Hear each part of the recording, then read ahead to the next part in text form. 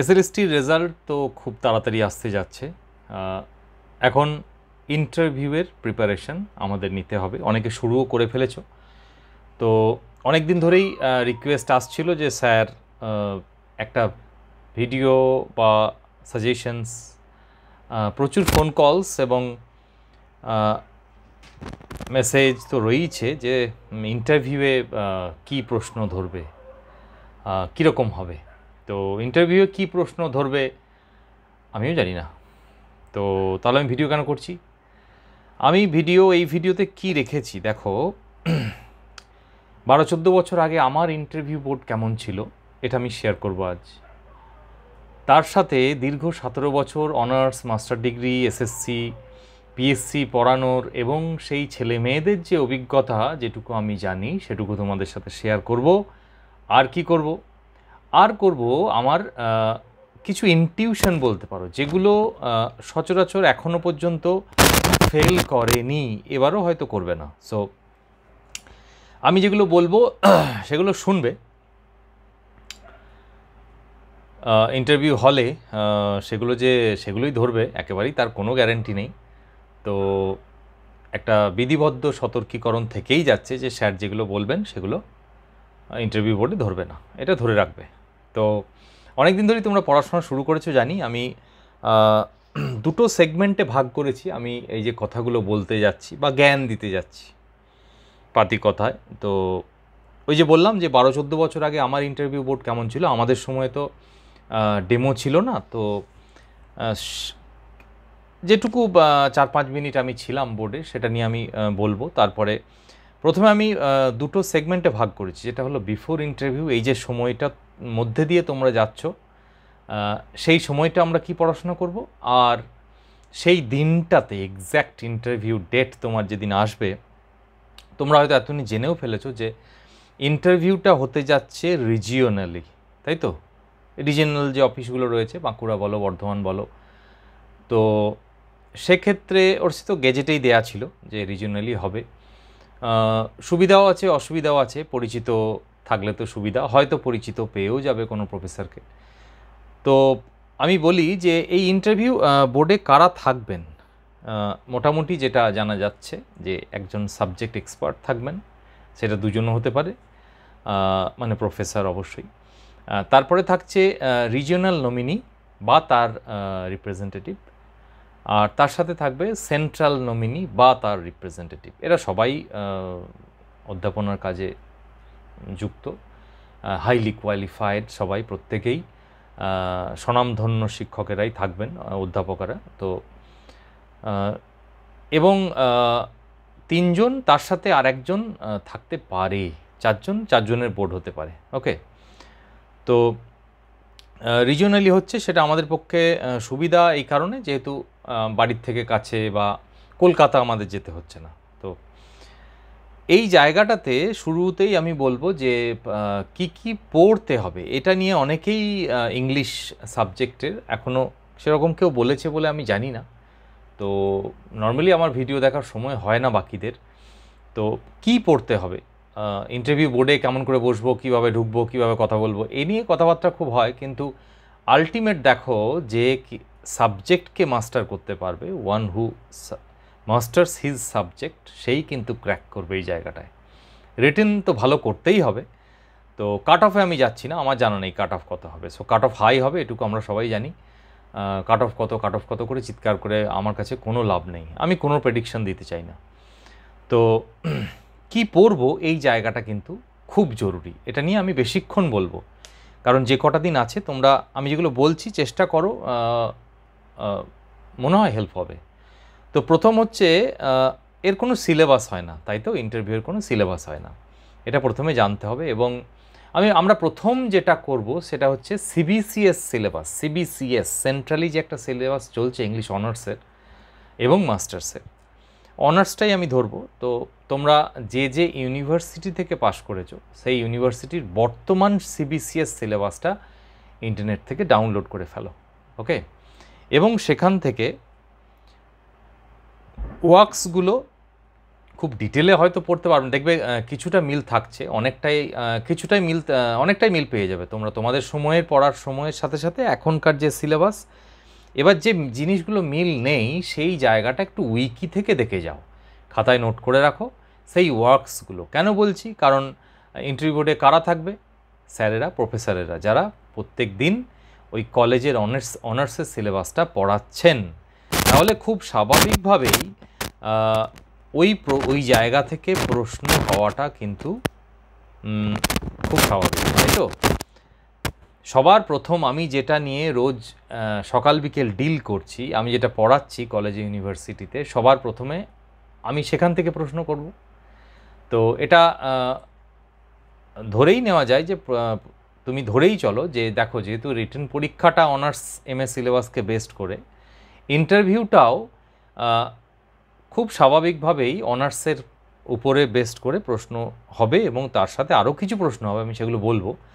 তো সবার আগে সিবিসিএস সিলেবাস, কারেন্ট যে সিলেবাসটা নিজের ইউনিভার্সিটিতে, এখন প্রায় প্রত্যেক ইউনিভার্সিটির 80% সিলেবাস একই।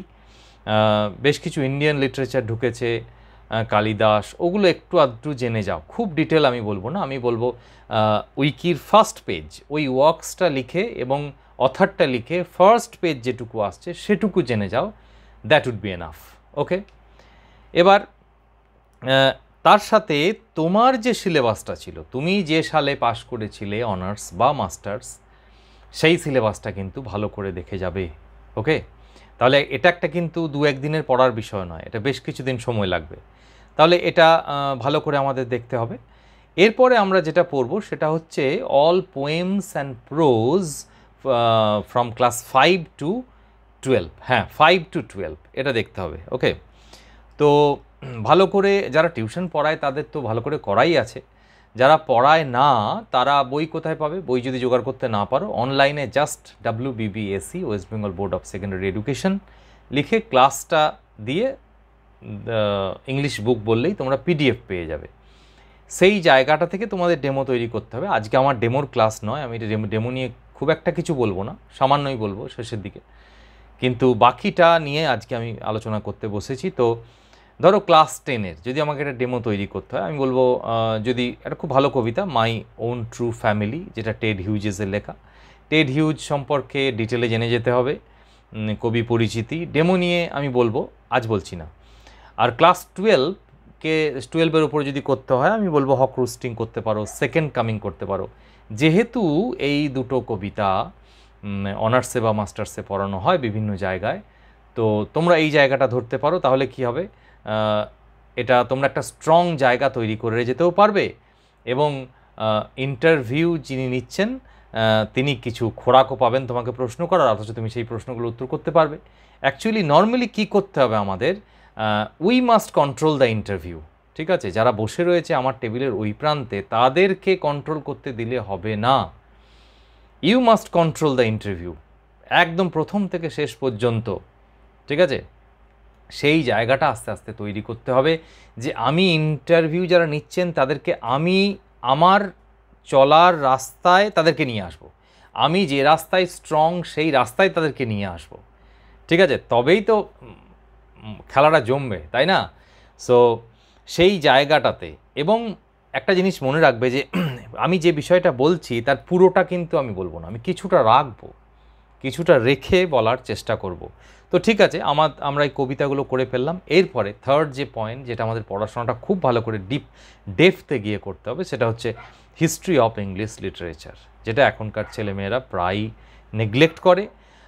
এবং সেখান থেকে আমি কি করব, ফেভারিট এজ একটা তৈরি করে যাব। ফেভারিট এজ সেটা ভিক্টোরিয়ান হতে পারে, চসার হতে পারে, শেক্সপিয়ার, এলিজাবেথন হতে পারে। যেটা করব তার পুরোটা কিন্তু জেনে যাব।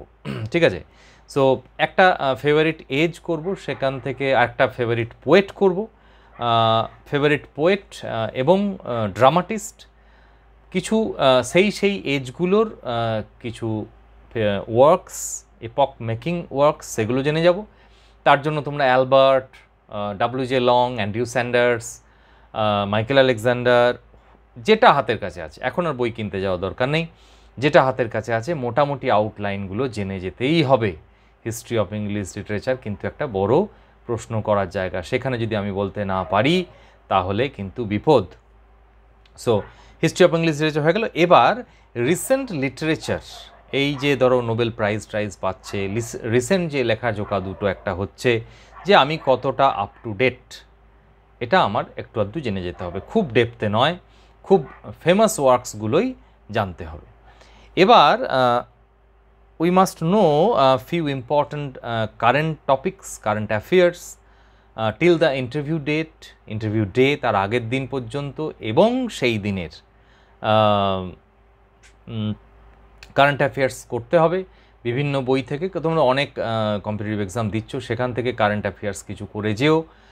কারেন্ট অ্যাফেয়ার্সের প্রশ্ন ধরার খুব উদাহরণ বেশি কিছু নেই, কিন্তু করে যেতে হবে হঠাৎ। কারণ দেখো, একজন তো হয়তো ইংলিশে থাকবে, বাকি তো একজন ইকোনমিক্সে থাকতেই পারেন, হিস্ট্রি থাকতেই পারেন। ওই যে বললাম, যারা রিজিওনাল নমিনি বা সেন্ট্রাল নমিনি যারা থাকছেন, তাদের মধ্যে তো থাকতেই পারেন। তাহলে আমাদের তৈরি হয়ে যেতে হবে, কারণ স্কুলে যদি পড়াতে হয় আমাকে তো ইতিহাসের ক্লাস নিতে হতেও পারে, সে জায়গায় তৈরি থাকতে হবে সবাইকেই। সো তার সাথে important of your interview day, ওই যে ডেটে তুমি যাচ্ছ আগের দিনে রাতে একটুখানি, সেটা সেই দিনটা ন্যাশনালি এবং ইন্টারন্যাশনালি কতটা ফেমাস, সেই জায়গাটা আমাকে জানতেই হবে। তার সাথে পিজির পরীক্ষা যারা দিয়েছে ক্লাস 11-12, তাদের জন্য আমি স্পেশালি বলবো লিটারি টার্মস একটু আধটু দেখে যেও। মোটামুটি ইম্পর্ট্যান্ট যেগুলো, সেগুলো লিটারি টার্মসটা জেনে যেতে হবে। তার সাথে যে এরপরে গুরুত্বপূর্ণ যে বিষয়টা তোমরা জানবে, সেটা হচ্ছে এসএসসি সিলেবাস। অলরেডি জানো, তবুও ভালো করে, কারণ ওই জায়গা থেকে প্রশ্ন হয়েছে, অতীতেও হয়েছে, ভবিষ্যতেও হবে। কারণ তুমি যেটা পড়েছো, তুমি যেটা রিটেন পরীক্ষা কোয়ালিফাই করে এসছো, একবার বাজিয়ে দেখে নেওয়া যাক কেমন, এটা ভেবে প্রশ্ন হতেই পারে। আর এসএসসি সিলেবাস তো খুবই স্ট্যান্ডার্ড সিলেবাস, সেখানে বিভিন্ন ওডস রয়েছে, কিটস রয়েছেন, শেলি রয়েছেন, তো সেই জায়গা থেকে প্রশ্ন করাটা খুব স্বাভাবিক। তারপরে আমি যেটা বলবো সেটা হচ্ছে স্পেশাল পেপার। যারা মাস্টার্স করেছো তাদের স্পেশাল পেপার, যাদের অস্ট্রেলিয়ান ছিল বা মডার্নিজম ছিল বা ইন্ডিয়ান ছিল, তারা কিন্তু ওই জায়গাটা ভালো করে তৈরি করবেন। দেখো, যারা যিনি নিচ্ছেন তিনি কিন্তু কলেজে পড়ান বা ইউনিভার্সিটিতে পড়ান, তাহলে এগুলো নিয়ে সকাল বিকেল তার নাড়াঘাটা, ঠিক আছে? তো সেই জায়গাটা অবশ্যই, তুমি ধরো বললে অস্ট্রেলিয়ান ছিল, তোমাকে জুডিথ রাইট থেকে একটা প্রশ্ন করলো, তুমি জুডিথ রাইট ভুলে গেছো, এটা করলে কিন্তু হবে না। স্পেশাল পেপার ছিল অথচ তুমি ভুলে গেছো, এটা কিভাবে হয়? সো একদমই না। সো আমি বলছি না থিওরি প্রচুর পড়ে যেতে হবে তোমাকে, ফেমিনিজম, কোয়ার থিওরি, ডিকনস্ট্রাকশন, না, দরকার নেই। তো স্পেশাল পেপার যদি থিওরি থাকে তাহলে কিন্তু জেনে যেতে হবে। So special paper. Next, various schemes যেগুলো আমাদের স্কুলে চলে, বিভিন্ন রকম কন্যাশ্রী, যুবশ্রী বা এইসব যেগুলো চলে, সেগুলো আমাদের জানতে হবে। সর্বশিক্ষা অভিযান 2001 ভালো করে জানতে হবে। এইগুলো একটুখানি খাতায় লিখে একটু জেনে যাও। এবার দেখো, আরও কিছু প্রশ্ন হয় যেগুলো হচ্ছে সিচুয়েশনাল, স্কুল রিলেটেড প্রশ্ন, সেগুলো আশা করছি সচরাচর এখানে হয় না, ওটা সিটেট বা অন্যান্য রিটেন পরীক্ষায় হয়। যে কিন্তু সিচুয়েশনাল হলেও ধরো তোমাকে বলতেই পারে যে একদম ফার্স্ট লার্নার জেনারেশন থেকে কেউ এসেছে, সে ইংরেজি ক্লাস 5-এ দেখছো সে নাম লিখতে পারছে না, তুমি তাকে সেপারেটভাবে কীভাবে সময় দেবে? বা একজন কোনো রকমভাবে মনোযোগ দিচ্ছে না, ক্লাসে ডিস্টার্ব করছে, এইগুলো টুকটাক একটু, তোমরা বিএড করেছো, এগুলো নতুন করে আমার বলার কিছু নেই, তোমরা সবাই জানো। তো এগুলো একটু হ্যান্ডেল করতে হবে, এবং প্রত্যেকটা প্রশ্নের উত্তরে যেন তুমি ছাত্র দরদি এটা বোঝাতে হবে। তুমি স্কুল দরদি, তুমি ছাত্র দরদি, হোয়াট এভার ইউ আর, মানসিকভাবে তুমি যাই হও, কিন্তু সেই দিনে সেই মুহূর্তে তোমাকে বোঝাতে হবে তো স্কুলটা তোমার কাছে সব কিছু, তোমার সামনে বসে থাকা ছাত্রছাত্রীরা তোমার কাছে সব কিছু, ঠিক আছে? এটা বোঝাতে হবে। ওকে, নেক্সট, আর কি বলা যেতে পারে? সিচুয়েশনাল কোশ্চেনের কোনো প্রিপারেশন হয় না যদিও। তারপরে আর যে বিষয়টা আমরা দেখে যাব সেটা হচ্ছে all about your locality, school, college and university. তুমি কোন এলাকায় থাকো সে জায়গায়, যেমন আমি মানকরে থাকি, মানকরে কি বিখ্যাত, কোন মিষ্টি বিখ্যাত, তোমরা কমেন্টে জানিও, দেখবো কে বলতে পারে। All about your locality. তো লোকালিটি, স্কুল, তুমি কোন স্কুলে পড়েছো সেই স্কুলের এস্টাবলিশড ডেট, কলেজ, কলেজেরও সব কিছু ডিটেল জানতে হবে, এবং ইউনিভার্সিটি তুমি যে ইউনিভার্সিটি পাস করেছো বর্তমানে তার ভিসিকে, সেই সময়ে কে ভিসি ছিল, এবং বিএড কলেজ, তুমি যেখান থেকে বিএড করেছো। এই মুহূর্তে আমি মনে পড়লো যে প্রশ্নটা আমাকে ইন্টারভিউ বোর্ডে প্রশ্ন করা হয়েছিল 12-14 বছর আগে, যে তুমি যেখান থেকে বিএড করেছো সেই কলেজের নাম কি। আমি বাণীপুর গভর্নমেন্ট বিএড কলেজ থেকে বিএড করেছিলাম, বাণীপুর, যেটা অশোকনগর হাবড়াতে আছে। এবং পরবর্তী প্রশ্ন আমাকে করা হয়েছিল যে সেখানকার যে রয়েছেন হেড, তার নাম কি, নাম বলেছিলাম। তারপরে আমাকে জিজ্ঞাসা করা হয়েছিল যে তিনি কি টিআইসি না প্রিন্সিপাল। এটা আমার জানা ছিল না, আমি প্রিন্সিপাল বলেছিলাম। 2-3বার জিজ্ঞাসা করা হয়েছিল, কিন্তু আমি ভুলটা খুব কনফিডেন্টলি বলেছিলাম যে প্রিন্সিপাল। পরবর্তীকালে জেনেছিলাম যে স্যার যিনি ছিলেন সেই সময় তিনি টিআইসি ছিলেন। যাই হোক, তা সেটা আমার ইন্টারভিউয়ে খুব বেশি খারাপ প্রভাব পড়েনি, নাহলে অত ভালো র্যাঙ্ক আমার হতো না। তারপরে যাই হোক, সে আমি নাই জানতে পারি, তুমি সেটা অকপট স্বীকার করো যে আমার এটা জানা নেই। তো আমি ভুলটা জানতাম বলেই ধরে বসেছিলাম, সে আনসারটা আমি জানতাম ঠিক। যাই হোক, নেক্সট, পরবর্তীতে তোমার যে প্রশ্ন হতে পারে যে সেটা হলো তোমার হবি বা কো কারিকুলার অ্যাক্টিভিটিস। হয়তো তুমি ভালো কবিতা বলো বা গান করো বা ডুগি তবলা বাজাও, পুরোটা জেনে যেতে হবে তোমাকে। গান সম্পর্কে, কবিতা সম্পর্কে প্রশ্ন হওয়াটা খুব স্বাভাবিক। তুমি কতটা জানো, দেখো এখানে তুমি কোনো জিনিসটা কতটা মনোযোগ দিয়ে শিখছো এটা কিন্তু পরখ করে নেওয়া হবে। এবং তোমাকে তো সেই আমার মনে হচ্ছে 5-7 মিনিটের বেশি হয়তো হবে না, ম্যাক্সিমাম 10 মিনিট, ম্যাক্সিমাম 5 মিনিট দুটো একটা প্রশ্ন টুকটাক, আর 5 মিনিটের ডেমো, 5 মিনিটও হবে না, কারণ খুব তাড়াতাড়ি রেজাল্ট আউট হতে যাচ্ছে, অত সময় থাকবে না, প্রচুর ক্যান্ডিডেট। তাহলে তোমরা নিশ্চিন্তেই থাকতে পারো যে খুব জ্বালাতন কেউ তোমাকে করতে যাচ্ছে না। সো এই গান, কবিতা অবশ্যই একটা রেডি করে নিও, একটা ভালো গান, যে কোনো ভালো গান, রবীন্দ্রনাথ ঠাকুর হতে পারে, নজরুল হতে পারে। সো যদি গান তোমরা গাও অথবা কবিতা, অবশ্যই রেডি করে নিতে হবে। নেক্সট, আমি দেখেছি বারবার ছেলে মেয়েদের কাছেও শুনেছি, ম্যাকবেথ আর কিটসের ওড, মানে হট টপিক, ভালো করে পড়ে নিও। ওকে, সো ম্যাকবেথ আর কিটসের ওড খুব ফেভারিট জায়গা ওই বোর্ডের। পরবর্তীতে হয়তো তোমাকে প্রশ্ন করা হতে পারে, যেমন ধরো, how will you grow interest in poetry of your people, তুমি কবিতা কিভাবে পড়াবে। ঠিক আছে, সেই টপিক চুজের ক্ষেত্রে আমি বলবো তোমরা এমন একটা কবিতা ধরো, গ্রামারটা পড়াতেই পারো, গ্রামার টপিক, যে স্যার কী টপিক নিয়ে পড়াবো, আমি বলবো কোনো একটা কবিতার 5-6 লাইন, বই যেহেতু নিয়ে যেতে দেবে না, 5-6 লাইন করে যাও এবং 5-6 লাইনের মধ্যে বুঝিয়ে দাও যে তুমি তার সাথে সাথে গ্রামারটা কিভাবে টুকটুক করে প্লেস করে দিচ্ছ, আগের দিনে পূর্বার্জিত জ্ঞান কী করে টুক করে প্লেস করে দিচ্ছ এর মধ্যে। ঠিক আছে, যেমন ফাদার সেল পড়াতে গিয়ে তুমি মালগুড়ি ডেজের সিনেমার কথা আনতে পারো, ইউটিউবে 84 এপিসোডস আর দেয়ার, তুমি সেটা ছেলে মেয়েদের বলে দিলে, কারণ সামনে যারা বসে আছে তো you must treat them as your students. So এইরকমভাবে বিভিন্ন রকম, একদমই একঘেয়েমি করা যাবে না ব্যাপারটা, এটা মনে রাখবে। একঘেয়েমি পড়ানোটা একদম করা যাবে না, জাস্ট তুমি লেকচার মেথডে জ্ঞান দিয়ে গেলে কেউ শুনবে না, নাম্বার কমে যাবে।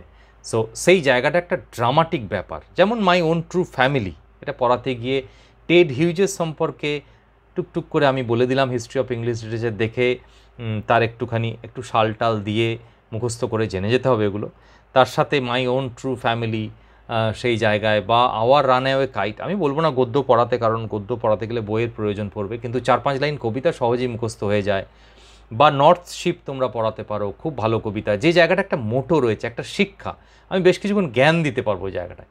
এই রকম টপিক, এটা তো নেচারের সাথে যুক্ত, মাই ওন ট্রু ফ্যামিলি, গাছের সাথে। সো এই রকম কবিতা তোমাকে চয়েস করতে হবে, সেটা 5-12 তুমি চয়েস করতেই পারো। তুমি যদি 9-10 হও তবেও 11-12-এর কবিতা চয়েস করতেই পারো, কিচ্ছু এসে যায় না, কারণ এমন অনেক 9-10-এর টিচার আছেন যাদেরকে 11-12-এর ক্লাস নিতে হয়, তো তাতে তারা খুশিই হবেন। এবার এই প্রশ্নটা যে তুমি কবিতা কিভাবে ইন্টারেস্ট গ্রো করবে, এরকম প্রশ্ন হতেই পারে। আবার এরকম হতে পারে যে how will you teach tense or voice change, তুমি কিভাবে শেখাবে, তো সেই জায়গাটাও তৈরি হয়ে আমাকে যেতে হবে। তার সাথে মিনিস্টার্সদের নামগুলো একটুখানি দেখে যেও তো, যে মন্ত্রীদের নাম টামগুলো একটু একটু।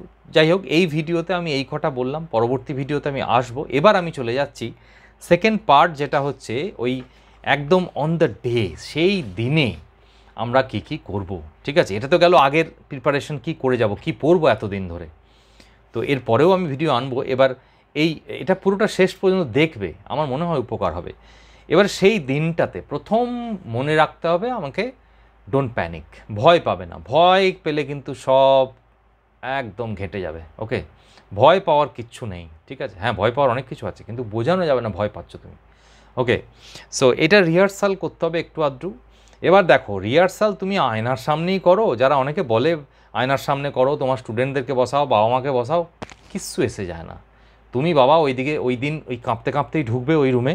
ঠিক আছে, হাত পা কাঁপবে, কী হলো, কী পড়ে গেল, হাতটা কোথায় রাখবো খুঁজে পাবে না, এটা হবে। যারা বসে আছেন এদিকে তারা জানেন, তারা আমাদের থেকে অনেক বয়সে বড়, অনেক অভিজ্ঞ, ওগুলো নিয়ে চিন্তা করার দরকার নেই। তুমি তোমার আনসার ওইটা ঠিক করে এসো। ঠিক আছে, ওকে, তোমার কনফিডেন্স যেন ঠিকঠাক থাকে, সেটাও থাকবে না। অনেক কিছু শুনে যাচ্ছ, বলে যাচ্ছ, চোখে চোখ রেখে কথা বলতে হবে, হ্যান করতে ত্যান করতে হবে, কিচ্ছু মনে থাকবে না, দেখে নিও। কিন্তু মনে থাকবে, মনে পড়বে কখন, প্রথম প্রশ্নটা যখন তুমি পারবে আনসার করতে, সেই জায়গায় ইমিডিয়েট তোমার কনফিডেন্স লেভেল হাই হয়ে যাবে। দেখে নিও, মিলিয়ে নিও। এবং প্রথমে মনে রাখবে ভয় পাওয়ার কিছু নেই, কারণ ওই রুমটাতে কোনো বাঘ ভাল্লুক বসে নেই, তোমাদের সেই স্যারেরা বসে আছেন। ঠিক আছে, এবং অবশ্যই এটা গ্যারান্টি দিয়ে আমি বলছি তোমাকে, যে কোনো বোর্ড হোক, একটা ফ্রেন্ডলি বোর্ড তুমি পেতে যাচ্ছ। স্যার ম্যাডাম যারাই থাকবেন ওখানে, একটা ফ্রেন্ডলি বোর্ড পাচ্ছ, দেখবে তোমাকে আক্রমণাত্মক কিছু শুনবে না। তুমি কথাটা মিলিয়ে নিও, তারপরে বোর্ড রুম থেকে বেরিয়ে এসে আমাকে জানিও যে বোর্ড কেমন ছিল, কি কি ধরেছিল আমাকে জিজ্ঞেস করা দরকার নেই। এটা নর্মালি কেউ বলে না যে আমাকে এই প্রশ্ন করেছিল, কারণ এখন তো ইন্টারভিউ বাকি আছে, তারা জেনে যাবে তো। তাহলে এটা ডিসক্লোজ করার দরকার নেই। ওকে, আমার কাছে করে, কারণ আমি টিচার। ঠিক আছে, ওকে, সো সেই জায়গায় ভয় পাওয়ার কারণ তোমার, দেখো ওই জন্য আমি বারবার বলি, সাবজেক্টটা যার স্ট্রং সেই কিন্তু আসল স্ট্রং। বাকি ড্রেসেও আসছি, আমি সব বলবো। সো এন্ট্রি, প্রথম যখন তুমি প্রবেশ করবে, সবাই যেগুলো বলছে আমি একটু বলে দিই, যেগুলো আমিও জেনে গিয়েছিলাম। সো এন্ট্রি, এটা তোমরা তো করো, তোমরা জানো। সো এন্ট্রি পারমিশন নেবে খুব পোলাইটলিভাবে, সেটা কিন্তু কখনোই তোষামোদের মতো বা ফ্ল্যাটারির মতো যেন না শোনায়। ঠিক আছে, আসবো স্যার, একেবারেই না। যেমন তুমি নর্মাল কথা বলো সেরকমভাবেই বলবে, ফ্ল্যাটারির মতো যেন না শোনায়, বারবার বলছি। ওকে, সো এই জায়গাটাতেই তুমি ধরো আসবো স্যার বা আসতে পারি স্যার, এটাই ঠিক করে দেবে তোমার ইন্টারভিউ কোন ল্যাঙ্গুয়েজে হতে যাচ্ছে। May I come in sir, খুব ভদ্র শোনাচ্ছে, তাই তো, খুব ভদ্র শোনাচ্ছে। যখন খুব জোরে ঝগড়া হয়, সিরিয়াস হয়ে, তখন আমরা ইংরেজিতে গালিগালাজ করি। So may I come in, কিন্তু তার পরবর্তী প্রশ্নগুলো তুমি ইংলিশে উত্তর দেওয়ার জন্য রেডি থাকবে। সো যেহেতু বাংলা মিডিয়ামের জন্য অ্যাপ্লাই করেছো, আমি বলবো বাংলাতেই প্রবেশ করার পারমিশনটা নিও। ওকে, এবং তোমাকে তো ক্লাসে বাংলাতেই পড়াতে হবে। তুমি একবার ইংরাজি বলে দেখবে, বাংলায় বুঝতে পারবে না ঠিকঠাক, ছেলেমেয়েরা আবার ইংরেজি। সো এই নিজের উপরে স্যার ম্যাডাম যারাই থাকবে দুজনের কাছেই কিন্তু পারমিশন নিতে হবে, না হলে শুধু স্যার বললে হয়তো ম্যাডাম দুজন বসে আছেন, তিনি অফেন্ডেড হতে পারেন। সো স্যার ম্যাডাম আসতে পারি, ব্যাস চলে এলে ভিতরে। এই নিজের উপরে কনফিডেন্স রাখাটা কিন্তু খুব জরুরি। ওকে, এবার dress code is very important. Dress code, ঠিক আছে, ড্রেস সিম্পল হবে, ছেলেরা ফুলহাতা জামা পরবে ইন করে, বেল্ট ভদ্রস্থ হবে, চটা ফাটা জিন্স একেবারেই নয়, ফর্মাল প্যান্ট যদি না থাকে কুড়িয়ে ফেলো। কালার, মেয়েদের ক্ষেত্রে শাড়ি, ঠিক আছে, ঠিকঠাক। এবারে কালারের ক্ষেত্রে চয়েস ঠিকঠাক করতে হবে, খুব চোখে লাগা কিছু নয়, একদমই টকটকে, আবার সাদাও নয় একেবারে। সো এটা তোমরা খুব ভালো জানো, আমার থেকে ভালো জানো আশা করি। তো সেই জায়গাটা ভদ্রস্থ, একজন হবু টিচারকে দেখতে যেমন লাগে, যেন ক্লাস নিতে ঢুকছেন আর কি ফার্স্ট, সেই রকমভাবে তোমরা ড্রেস কোড মেনটেন করবে। একটা ঘড়ি অবশ্যই হাতে পড়ে যাবে, তবে ঘড়ি কোনো স্মার্ট ওয়াচ নয়, মোটামুটি যেন একটা অ্যানালগ ওয়াচ পড়ে যাবে। এই জায়গাটা যেন একটা মানে, এটা সবাই হয়তো বিশ্বাস করে না, আমি একটু আধটু করি, যে একটা বড় 12 লেখা যদি ঘড়ি পড়ে যায়, মানে এটা আমার মনের পার্সোনাল মত, বেশ ওটা একটা ভালো ইফেক্ট পড়ে। 12 যেন বড় করে লেখা থাকে। এখন আর 12 লেখা ঘড়ি কিনতে যাওয়ার দরকার নেই, যা আছে বাড়িতে ওটা পড়ে যাও। ওকে, এবার সিম্পল ওয়াচ আমি বলে দিলাম। আর তার সাথে সাথে ওই দয়ে হলুদের ফোঁটাটা একেবারেই নয়, ঠিক আছে? যদিও বা বাড়ি থেকে পড়ে যায়, আস্তে আস্তে শুকিয়ে যাবে, ওটা তুলে ফেলে দিও, ঠিক আছে? রুমে ঢোকার আগে ওই দয়ে হলুদের ফোঁটার প্রয়োজন নেই। একটু দই খেয়ে নিও, বরং পেটটা ঠান্ডা থাকবে, মাথা ঠান্ডা থাকবে। ওকে, এবার এই দয়ে হলুদের ফোঁটাটা কিন্তু এই সেলফ কনফিডেন্সের অভাব দেখায়। তুমি যতই বলো গিয়ে মা বলেছে, এ করেছে, ও করেছে, আর তোমার হাতে যদি আংটি থাকে ওই আংটি নিয়েই ঢুকবে, ঠিক আছে? ওই একদিনের জন্য অবিশ্বাস মানে খুলে রেখে কোনো দরকার নেই, ওইভাবেই ঢুকবে। কারণ আলটিমেট তোমার জ্ঞানটাকে, তুমি মানুষটাকে পরখ করার চেষ্টা চলবে সে সময়ে, ঠিক আছে? এবার চলে এলে, বসতে না বললে কিন্তু বসবে না, ঠিক আছে? এবারে অনেকক্ষণ হয়ে গেছে, তোমাকে বসতে বলছে না, তোমাকে প্রশ্ন করে যাচ্ছে, তখন তুমি একটু বসার পারমিশন চাইবে। স্যার বসতে পারি? ব্যাস, এটা হবে না, ঢোকার সঙ্গে সঙ্গেই তোমাকে বসতে বলা হবে, চিন্তা নেই। নেক্সট, এই যে আমি দরজা দিয়ে ঢুকলাম, চেয়ারে এসে বসলাম, কখনোই কি করব না, ডোন্ট মেক সাডেন স্টার্টলিং নয়েজেস।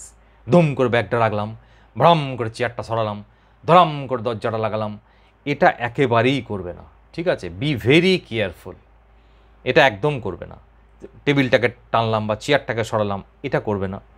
আর আমি যখন ওই ইন্টারভিউ বোর্ডে প্রবেশ করছি, টিফিন, জল, ফাইল এক গাদা বগল দাবা করে প্রবেশ করবে না। থলি মলি যা আছে সব বাইরে ফেলে আসবে।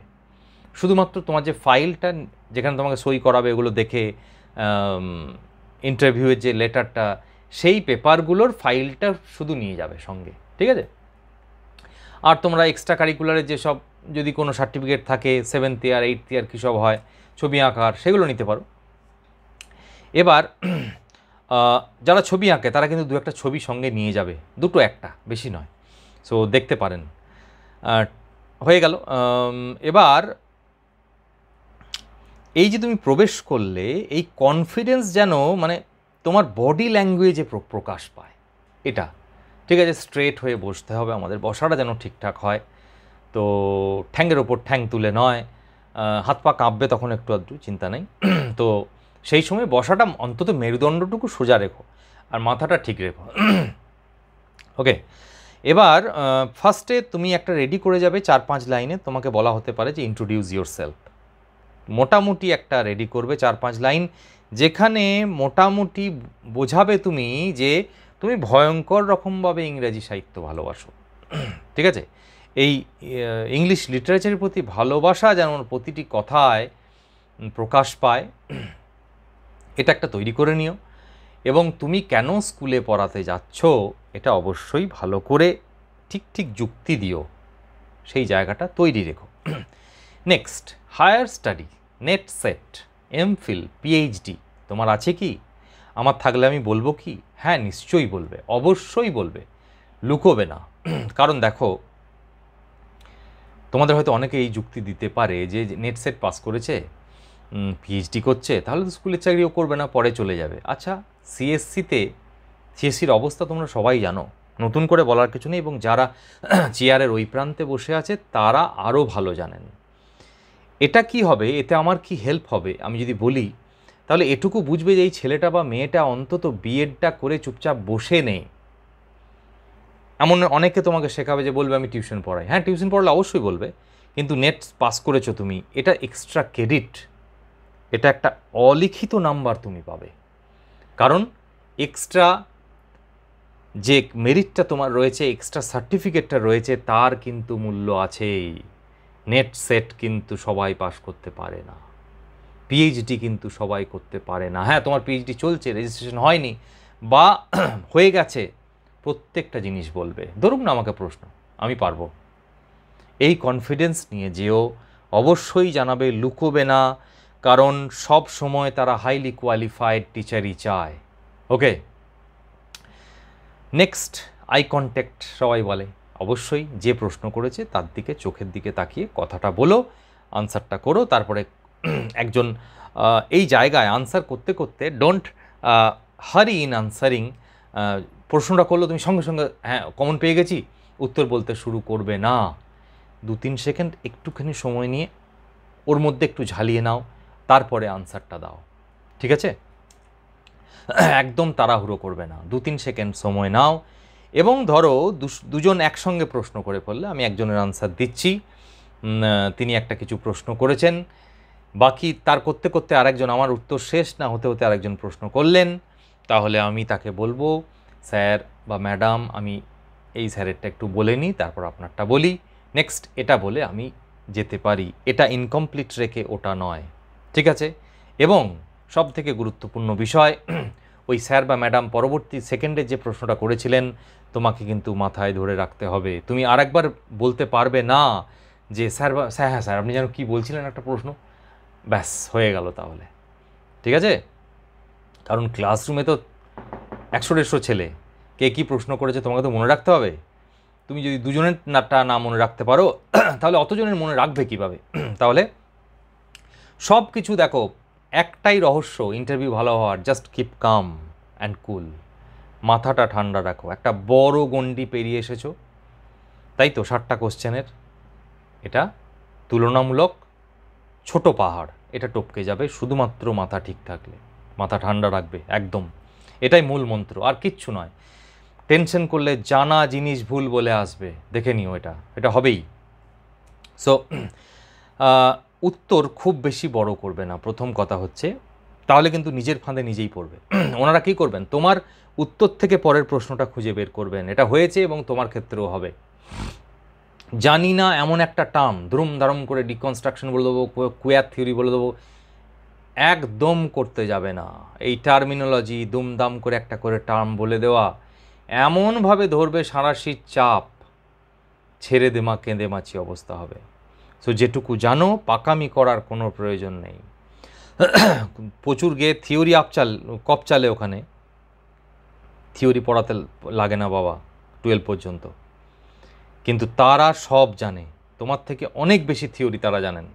সেই জায়গায় কিচ্ছু পাকামো করার দরকার নেই, যেটুকু প্রশ্ন সেটুকু উত্তর, ঠিক আছে? আবার ধরো প্রশ্ন করা হলো তোমাকে, তুমি যে প্রশ্নটা জানো, একটা কমন পেলে প্রশ্ন, খুব ভালো প্রশ্ন, সেটা যতটা পারো ভালো করে বলো, কারণ পরের প্রশ্নটা তোমার অজানা হতে পারে। তুমি যদি পরের প্রশ্নটা পারবো না বা জানা নেই স্যার, একদম অকপট স্বীকার করবে জানা নেই স্যার, একটু চিন্তা করো, মনে পড়তেও পারে, যদি না মনে পড়ে বেশিক্ষণ টাইম নেবে না, আমার জানা নেই স্যার, এটা আমি জেনে নেবো স্যার, এইভাবে শেষ করবে। বা আন্দাজে উত্তর দেবে না, যেটা তুমি কনফার্ম, তাতে পরপর 3টে প্রশ্ন যদি তুমি নাও পারো, বলবে জানা নেই স্যার আমার, এটা আউট অফ সিলেবাস, এটা আমার পড়া নেই স্যার, আমি দেখে নেবো, এটা জেনে নেবো, ব্যাস। একদম ওখানে ডিপ্লোম্যাটিক আনসার দিতে যাবে না। এবার ওই যে বেস্ট দিতে বললাম, যেটা পেয়েছো কমন, ছাড়বে না, সেটা ভালো করে দেবে। নেক্সট দেখো, যখন ডেমো, এটা বলে আমি শেষ করব এই ভিডিওটা,